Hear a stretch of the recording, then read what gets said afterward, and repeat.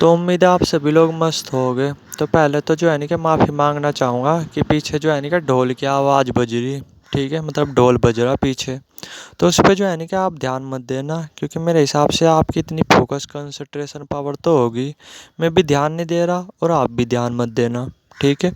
तो अब बात करते हैं मोक्ष की, कि मोक्ष कैसे प्राप्त करें। ठीक है।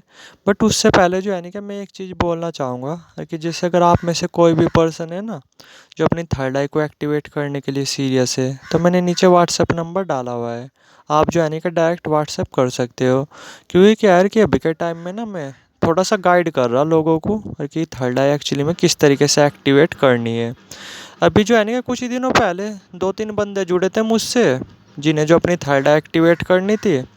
तो उन्हें भी मैं गाइड कर रहा, और मुश्किल से 2 या 3 महीने के अंदर उनकी थर्ड आई एक्टिवेट हो जाएगी।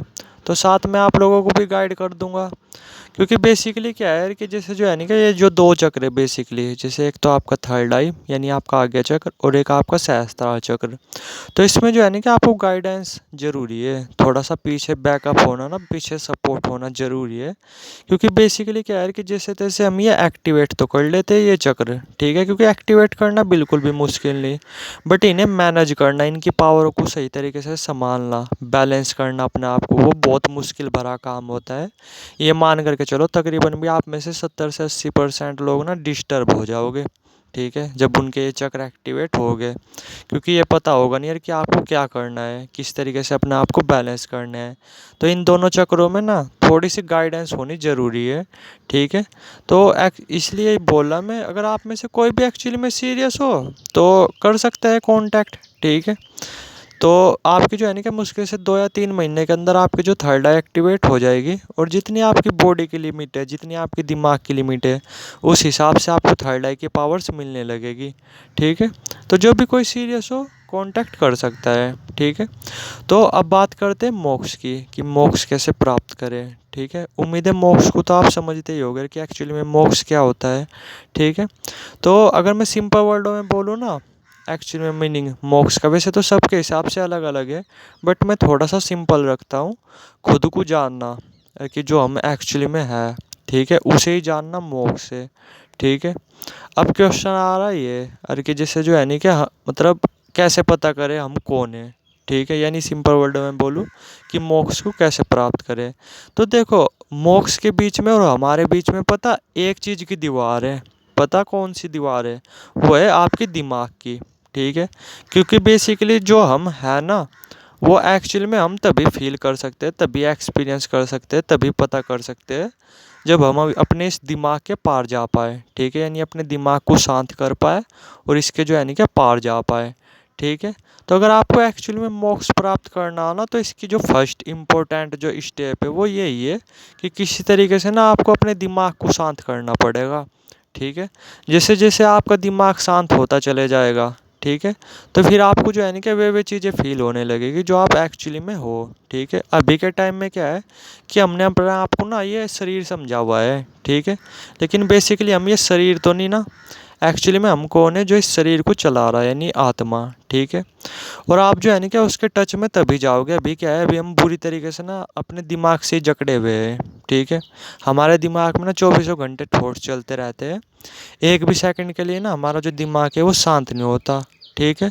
तो क्या है कि हम कभी जो है ना कि इस दिमाग के पार जा ही नहीं पाते, और एक्चुअली में जो हम है ना, वो आपको तभी पता चलेगा जब आप इस दिमाग के पार जा पाओगे। तो फर्स्ट इसका मोस्ट इम्पोर्टेंट पॉइंट यही है कि आपको जो है ना कि किसी भी तरीके से अपने दिमाग को शांत करना पड़ेगा। ठीक है। मतलब ये मान करके चलो आपको थॉटलेस स्टेट अचीव करनी पड़ेगी। अब वो उसे अचीव करने के ना बहुत तरीके हैं, जैसे आप मेडिटेशन कर सकते हो, मंत्र जाप वगैरह कर सकते हो। ठीक है। या फिर अपना कोई चक्र एक्टिवेट कर सकते हो। कोई भी चक्र अगर आपने एक्टिवेट कर लिया ना, तो उसके सहारे भी ना आप आराम से अपने दिमाग को शांत कर पाओगे, और जो एक्चुअली में हो ना आप उसके टच में जा पाओगे। ठीक है। तो कई तरीके हैं, 3 तरीके तो ये मैंने बताए। इनमें से आपको कोई ना कोई चीज़ फॉलो ज़रूर करनी पड़ेगी, और किसी भी तरीके से ना अपने दिमाग को शांत करना पड़ेगा, अगर आपको एनलाइटमेंट होना है, यानी मोक्ष प्राप्त करना है। ठीक है। तो फर्स्ट स्टेप तो यही होगी इसकी। ये नहीं है कि आप जैसे अगर आपको मोक्ष प्राप्त करना है तो आप कोई गीता पढ़ रहे या फिर किन्हीं बाबा वगैरह को सुन रहे कुछ इस तरीके से, तो उससे बात नहीं बनेगी। आपको एक्चुअली में मतलब ये चीज़ें एक्सपीरियंस करनी पड़ेगी।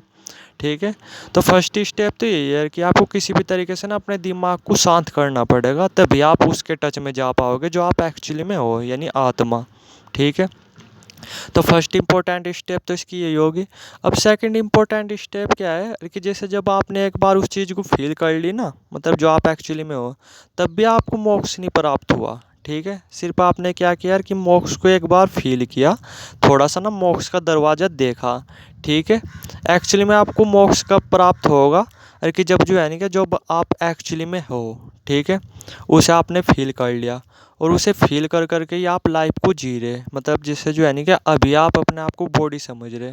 ठीक है, क्योंकि आप अपने आप को बॉडी फील कर पा रहे। लेकिन जब आप थॉटलेस स्टेट में उतरोगे ना, जब आप दिमाग शांत कर करके दिमाग के पार जाओगे, तो आप अपने आप को जो है नहीं कि आत्मा फील करने लगोगे। ठीक है, और फिर इसी के साथ लाइफ को जीना।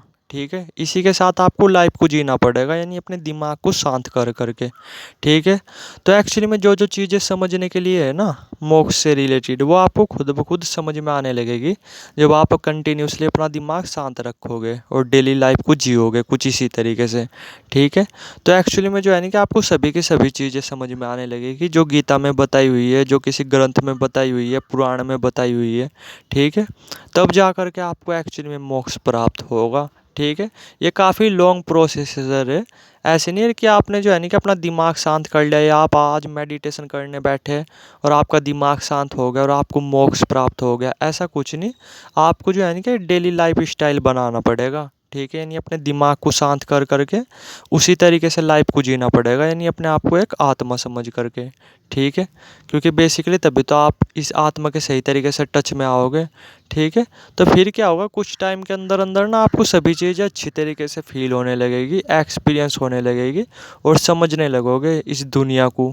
ठीक है, अपनी आत्मा को। ठीक है, तब एक्चुअल में जा कर के आपको मोक्ष प्राप्त होगा। इन चीज़ों में ना टाइम लगता है, ये नहीं है कि आपको आज ही प्राप्त हो जाएगा। ठीक है, तो फर्स्ट स्टेप पे काम करो कि किसी तरीके से अपने दिमाग को बहुत ज़्यादा शांत करने की, क्योंकि हमारे और मोक्ष के बीच में ना सिर्फ ये दिमाग ही है जो खड़ा है।